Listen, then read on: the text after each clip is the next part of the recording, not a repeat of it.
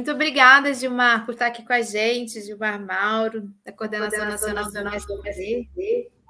Muito bom, muito obrigada. Obrigado. Tudo bem, Ana? Tudo bem, Azenha? Prazer estar com vocês. Essas pedras eu conheço, Gilmar Mauro.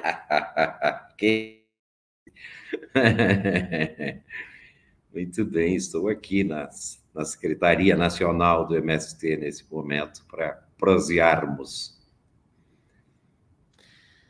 Falemos inicialmente da CPI do MST, já que a gente está falando das CPIs e CPMIs, que horror, hein, Gilmar Mauro? Que horror que tem sido aquilo, não?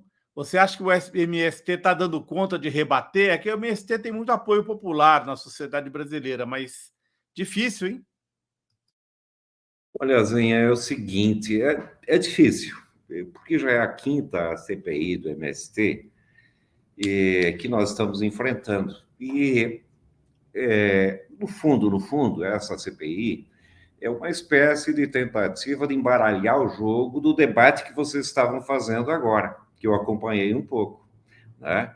Que é fundamentalmente a CPI da tentativa de golpe no Brasil. Não é furto de supermercado, foi uma tentativa de golpe, né? Frustrada, evidentemente, felizmente, mas e que buscou-se, através da CPI do MST, com a participação de figuras que são investigadas na CPI do golpe, criar um outro cenário para tentar enfocar e criminalizar a luta social. E eu acho que tem um capítulo bem interessante, viu? Que o movimento popular, e não só o MST, teve um papel muito importante no último período, no enfrentamento ao fascismo, no enfrentamento no período que o próprio presidente da República se encontrava, o atual presidente da República, o Lula, se encontrava preso, no papel de mobilização popular no nosso país. E com isso, a tentativa de criminalizar esse protagonismo do movimento popular no nosso país através da CPI é evidente. É uma tentativa de desgaste e, ao mesmo tempo, de gerar algum tipo de holofote para as redes particulares dos deputados fascistas e bolsonaristas. É essa a intenção deles, né? Agora, evidentemente, que nos provoca um desgaste, não dá para negar isso, acabamos tendo que ir lá, responder, correr atrás, e principalmente numa CPI em que eles têm a maioria e eles decidem quem convocar, quem não convocar, e assim por diante. Eu acho que ainda nós vamos ter que fazer uma CPI que talvez não seja a comissão parlamentar de inquérito, seja uma comissão popular de inquérito para investigar realmente os principais problemas desse país, inclusive pelo relator e pelo presidente, que é aquela história do passar boiada. Seria fundamental investigar as queimadas na Amazônia, seria fundamental investigar a extração de ouro e outros minérios em áreas indígenas, o assassinato de povos indígenas, a grilagem de terras no Brasil, inclusive, em particular, no estado de São Paulo, o assassinato de quilombolas, o assassinato de trabalhadores e trabalhadoras no campo, o tema dos venenos no nosso país. Enfim, teria uma série de problemas que afetam não só os povos do campo e das florestas, mas afetam toda a sociedade brasileira, porque são biomas que foram e estão sendo destruídos, comprometendo o futuro da humanidade. Né? Inclusive, tem uma questão, a função social da terra não se trata só em terra para a reforma agrária, é o que a gente quer, né, desse planeta, como espaço de vida terrena para alguns, como casa comum de todos, que nós estamos legando às futuras gerações, uma terra destruída, uma terra em aquecimento, uma terra com impactos ambientais que os principais prejudicados sequer nasceram ainda irão nascer. Então, esse tema é que nós deveríamos estar debatendo, infelizmente estamos debatendo isso que a gente está assistindo nessa CPI? Gilmar, a CPI, eu vou pedir para você só desligar seu microfone. Aí. A CPI ela já avança para 3 meses, né? Começou em maio. E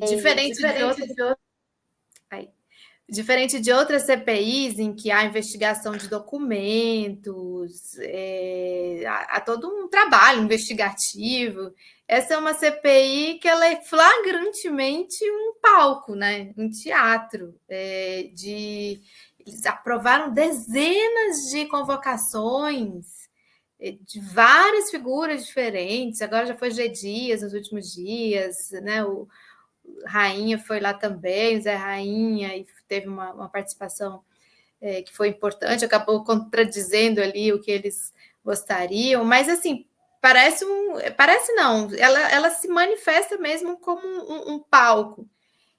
Vocês conseguem perceber como eles vão fechar? Eu fico pensando assim, como é que eles vão fechar essa CPI? Eles vão ficar desmoralizados também, não? Porque não tem nada, uma CPI que foi só para a gente abrir aqui uma cadeira para a gente ficar aqui batendo no MST e explorando uma contradição, ou possíveis contradições, tentando desgastar o governo Lula também, tentando colocar contradições entre o movimento e o governo. Até no começo, quando a CPI foi aprovada, eu escutei de algumas lideranças, o próprio MST, não sei se até de ti, mas alguma liderança que falava assim, vamos deixa eles fazerem essa CPI, vamos aqui tocar nosso trabalho. Essa ainda é a atitude do MST com relação à CPI, ou a própria dinâmica da CPI acabou impondo alguma necessidade de resposta ou de mobilização? Um grande palco para falar para as figuras deles. O que, Ana, você conhece também, a Zenha sabe muito bem, que é um problema histórico das classes dominantes brasileiras, né? Se a gente pegar os jornais São Paulo de 1880 e alguma coisa, você vai verificar escravos fugitivos de fazenda levam o pânico às cidades, a polícia já está ao encalço deles. Ou seja, é um processo de criminalização, o acampamento de Canudos, por exemplo, as ligas camponesas, as lutas pela terra em geral, há um processo de tentativa permanente de criar algum grau de hegemonia na sociedade, buscando, através de processos de criminalização, de mentira, agora chamadas de fake news, elas não são novas, elas são muito antigas, né? Para criminalizar o movimento popular. Porque tem uma história desse país que é importante destacar.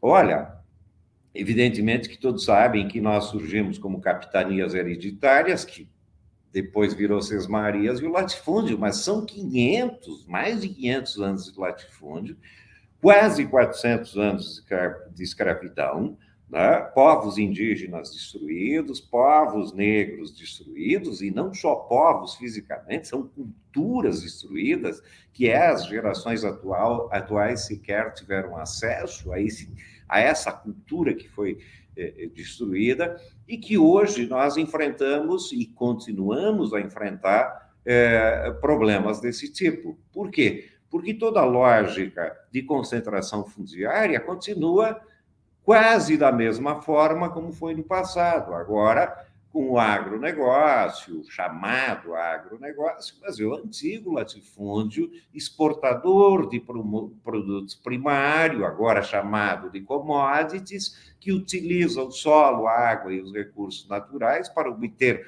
uma quantidade imensa de lucro, que, aliás, não difere também, de alguma forma, do passado, porque vários colonos, donos de grandes propriedades, vinham para o Brasil recolher, né, o dinheiro que ganhavam. E hoje, grande parte desses grandes do agronegócio sequer moram no Brasil, diferentemente do farmer lá, norte-americano, o cara que vai em cima do trator, que já processou a Monsanto por pegar câncer, né? Grande parte de quem domina a agricultura hoje mora nos Estados Unidos ou nas grandes capitais, como em São Paulo.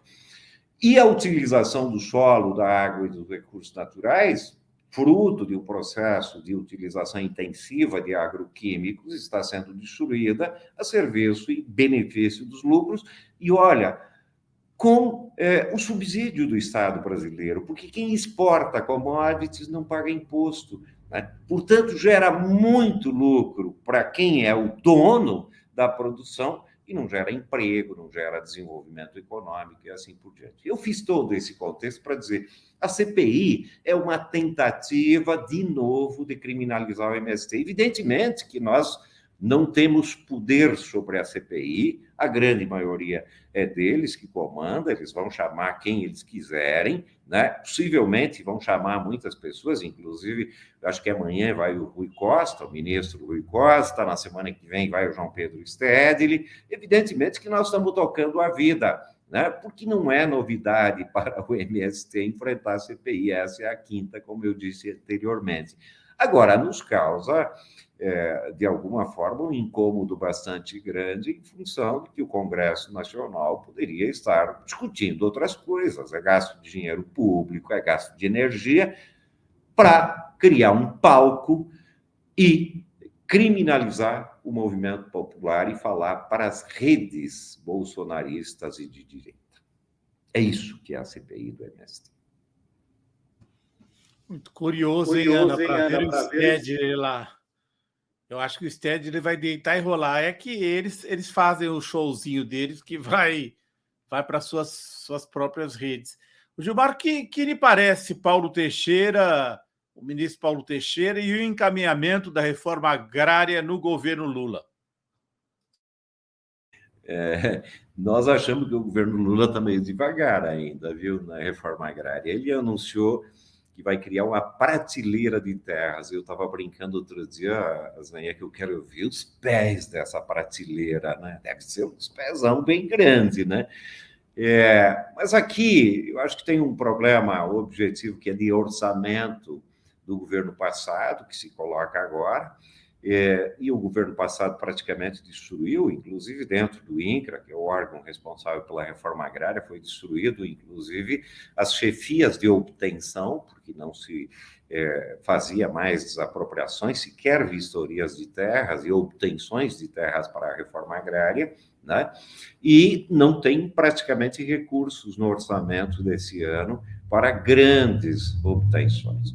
O governo Lula está anunciará, acredito, nos próximos dias, um plano nacional de reforma agrária, estamos nessa expectativa, mas achamos que o nosso papel, Azenha, historicamente é esse. O MST, evidentemente que nos envolvemos na campanha do presidente Lula, ajudamos, participamos e temos absoluta consciência e convicção de que foi fundamental, não para o MST só, mas para toda a sociedade brasileira e, quiçá não, para a comunidade mundial, para enfrentar o fascismo no Brasil. Agora, nós sempre nos mantivemos autônomos frente ao governo, frente ao Estado, frente aos partidos políticos, e vão manter essa autonomia. Eu sempre brinco e digo com seriedade, né? Olha, uma organização social que não responde às necessidades da sua categoria, ela não tem sentido de ser para a categoria. O MST foi criado pelos trabalhadores e trabalhadoras sem terra. A tarefa do MST é lutar pela terra, pela reforma agrária. E olha que interessante, hoje nós tivemos um ato aqui em São Paulo, na Faculdade de Direito, muito importante, inclusive discutindo as terras públicas do Pontal do Paranapanema, que o governador Tarcísio está querendo vender aquelas terras com 90% de desconto, fazendo um grilo sobre a grilagem histórica ocorrida nas terras do Pontal do Paranapanema. Mas eu dizia o seguinte, a melhor lei de terras produzida no Brasil foi na ditadura militar, que se chama Estatuto da Terra. Ela é mais avançada que a Constituinte de 88. Qual é o problema do Estatuto da Terra? É que os militares criaram uma lei boa, mas destruíram o movimento social, principalmente as ligas camponesas. Mataram, assassinaram, prenderam. Então, é importante ter lei? muito importante. Mas se tiver lei e não tiver movimento popular que faça lutas, as mudanças não ocorrem. A tarefa do MST é continuar fazendo luta no governo Lula, em todos os governos, para nós ver um dia, de fato, a reforma agrária realizada. E eu brinco com eles, com todo mundo, inclusive com a direita. E agora, para a CPI, querem acabar com o MST? É simples, e a gente também quer acabar com o MST. É só fazer a reforma agrária e acaba com o MST. O MST, Gilmar, vou pedir para você desligar o som. Vai fazer 40 anos, é isso? Ano que vem? 40 anos. Você acha que nesses últimos anos o MST está mais pop? Hoje em dia, você sai com o boné do MST, já, né? Aqui em Brasília mesmo a gente tem o Armazém do Campo, que é assim, às vezes, dependendo da programação, consegue, tipo assim, furar um pouco a bolha, digamos, para falar no termo atual. Nesses 40 anos, isso também pode estar incomodando muito e vai renovando essa necessidade de criminalização da luta pela reforma agrária, que é uma luta histórica no Brasil, né? Uma das mais profundas assim que a gente tem na nossa história. E para mim é impossível não fazer essa relação, mas eu aprendi muito sobre a luta pela reforma agrária pelos discursos do meu avô, na Constituinte lá de 45, 46, e toda a luta dos comunistas, tradicionalmente, pela reforma agrária. E ela já foi muito criminalizada. E hoje em dia, a questão da produção do arroz, hoje em dia eu vejo muita gente comprando café do MST, boné, agora eu vi que tem mochila. Como é isso? O MST vai chegar aos seus 40 anos conseguindo furar algumas bolhas de alguma forma mais espraiada aí na sociedade? Uma ótima questão, Ana. E de fato, quem pautou por primeira vez a reforma agrária no Brasil foram as ligas camponesas, né? Dirigidas, então, pelo Partido Comunista, porque até então existiram muitas lutas pela terra, mas o termo reforma agrária vem na década de 40, 50 para o Brasil. Então, nós somos continuadores dessa luta da terra e das ligas camponesas. A solidariedade, Ana, foi a nossa salvação. O MST surgiu e é um dos movimentos camponeses mais longevos da história do Brasil, fruto da solidariedade da classe trabalhadora. E por isso nós temos como princípio a solidariedade. Não é doar aquilo que nos sobra, é dividir aquilo que a gente produz com a sociedade. Eu acho que na pandemia nós cumprimos muito bem esse papel. O nosso recolhimento para dentro das áreas dos assentamentos, nós produzimos muita coisa, muita comida, e evidentemente nós sabíamos que não íamos conseguir resolver o problema de toda a classe trabalhadora que passava necessidades, mas o gesto político era importante, e isso gerou um apelo e um apoio popular. Eu acho que isso é um. 2, o debate sobre alimentação saudável é um outro tema que nós estamos ganhando, principalmente a juventude. E o tema agora é a iminência, né, do aquecimento global, com todo o impacto ambiental planetário, né, que significa acidificação dos oceanos, destruição dos biomas, contaminação do solo, águas, dos recursos naturais. Nós estamos em agosto e 31 graus ontem em São Paulo, ou seja, falta chuvas, ora tem nuvens de pó cobrindo cidades. Essa toada começou a preocupar muitos setores da sociedade brasileira, muito em particular a juventude, e nos aproximou também, seja da universidade, pesquisadores sérios, cientistas e assim por diante, e num debate com a sociedade. E eu acho que com isso nós estamos ganhando apoios. Não é gente que quer um pedaço de terra, a grande maioria. Gente que vem aí, apoia, coloca o boné. Eu vou para a Avenida Paulista, às vezes, caminhar e brinco, ô, sem terra, mas eu não faço nem ideia de quem seja essas pessoas que estão usando o boné do MST.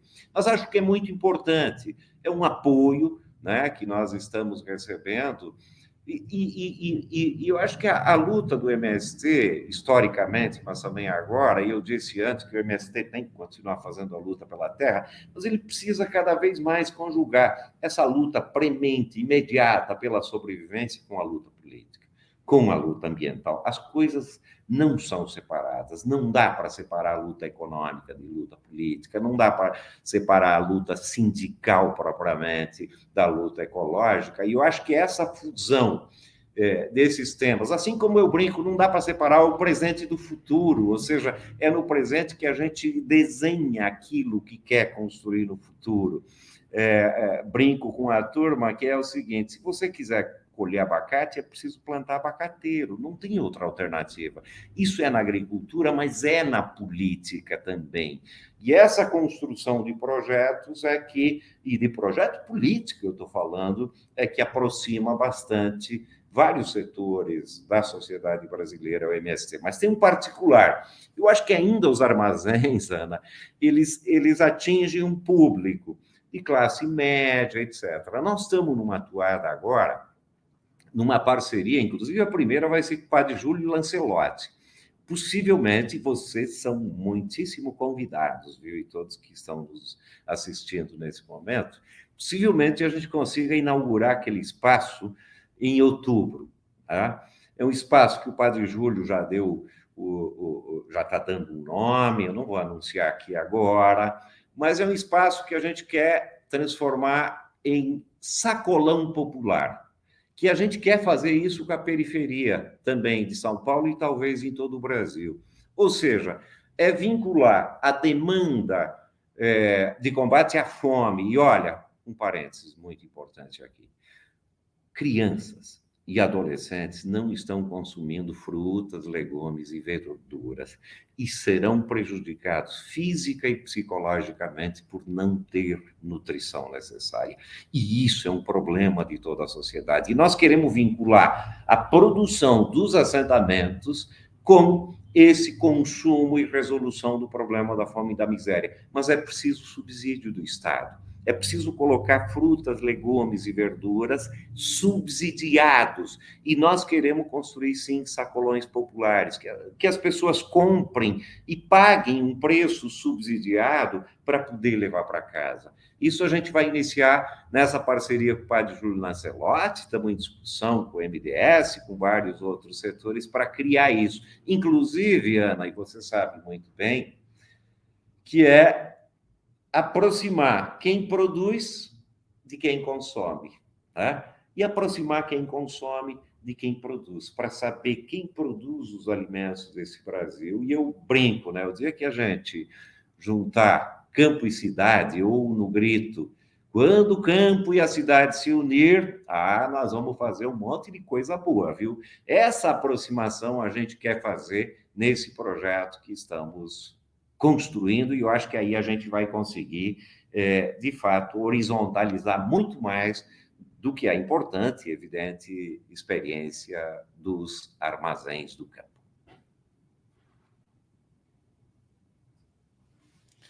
Muito bom, hein? Eu me lembro, viu, Gilmar, que eu e Conceição Lemes aí no Casarão entrevistando o Stedley há uns 10 anos, faz tempo. E aí terminou a entrevista e a gente falando, olha, o MST é o futuro, o MST vai fazer 40 anos, o MST não é o passado só de glória e lutas, o MST é o futuro. A gente falava disso porque o Stedley estava falando naquela época, e o Brasil não mudou desde então, o Brasil tem 50, 60 mil casos de câncer por ano, né? Então o MST ele não está só antenado na questão da alimentação saudável, como nesse momento crítico da alimentação para as crianças brasileiras. Eu me lembro de ter feito uma reportagem sobre esse baixíssimo consumo de frutas e legumes, que são caríssimos na periferia.